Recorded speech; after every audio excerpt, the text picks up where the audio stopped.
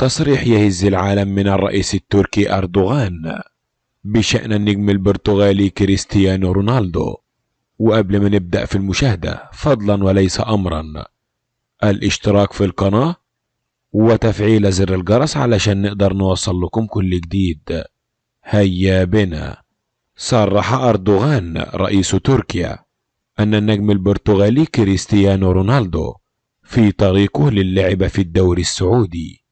وكان رونالدو قد أصبح وكيلا حرا بمجرد فسخ عقده من مانشستر يونايتد في وقت سابق من شهر نوفمبر الماضي. وارتبط رونالدو بأكثر من نادي، لكن كان أقربهم النصر السعودي، حيث تشير تقارير إلى أن رونالدو بات قريبا للانضمام إلى النصر السعودي. وقال أردوغان: نهائي كأس العالم للأرجنتين كان رائعا في ركلة الترجيح. وقال: أخبرت الرئيس الفرنسي ماكرون أن الأرجنتين فازت بعد لعب جيد، ومن ثم عليه أن لا يزعج، الأرجنتين تستحق الفوز. وقال أردوغان: ميسي يتقدم في السن، وذلك فإن إمبابي هو الذي يهدد المستقبل. عمره 23 عاما، ولكن يمكن القول أن خبرة ميسي وتجربته هي التي قلبت الموازين هكذا.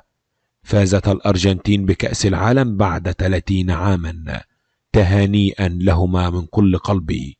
وعن المقارنة بين كريستيانو رونالدو وليونيل ميسي والأفضلية بينهما، قال أردوغان: لقد أهدروا رونالدو البرتغال، فرضوا عقوبات سياسية عليه. لاعب مثل رونالدو لعب في الشوط الثاني 15 دقيقة أو نصف ساعة في الشوط الثاني، هذا أثر على طاقته ونفسيته. وقال أردوغان: بدلا من مقارنة رونالدو وميسي بطريقة أو بأخرى، فإن رونالدو يتجه الآن إلى المملكة العربية السعودية. وفقا للمعلومات التي تلقيتها، رونالدو شخص يدعم القضية الفلسطينية، لأن يتعلق الأمر بمستقبل إمبابي، أنه المستقبل. وقال أردوغان: رونالدو يتعرض للمحاربة والانتقاد نظرا لأنه كان مساندا طول مسيرته للقضية الفلسطينية، وتم الانتقام منه سياسيا. مواصفات خيالية، والسعر مفاجأة. ما لا تعرفه عن السيارة التي أهدتها جورجينا إلى كريستيانو رونالدو. أهدت جورجينا لحبيبها نجم منتخب البرتغال كريستيانو رونالدو سيارة هدية بمناسبة الكريسماس. فاجأت جورجينا كريستيانو رونالدو وهو خارج من منزله، يجد سيارة فارهة تقف أمام عيناه، وبجوارها بابا نويل. السيارة التي اشترتها جورجينا لكريستيانو رونالدو هي رولز رويس داون، وقيمة هذه السيارة 301,000 دولار.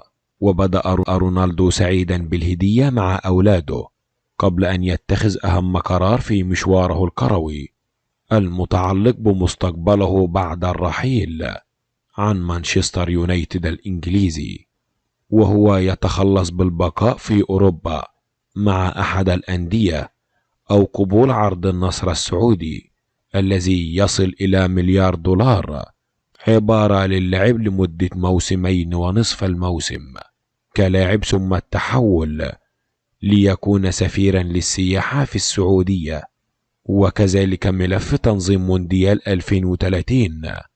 وسبق لجورجينا أن أهدت رونالدو في فبراير 2022 سيارة كيلاديك ب8 مقاعد في عيد ميلاده 37. وبكده يبقى انتهينا من الفيديو. وفضلا وليس أمرا، الاشتراك في القناة، تفعيل زر الجرس علشان نقدر نوصل لكم كل جديد. والسلام عليكم ورحمة الله وبركاته.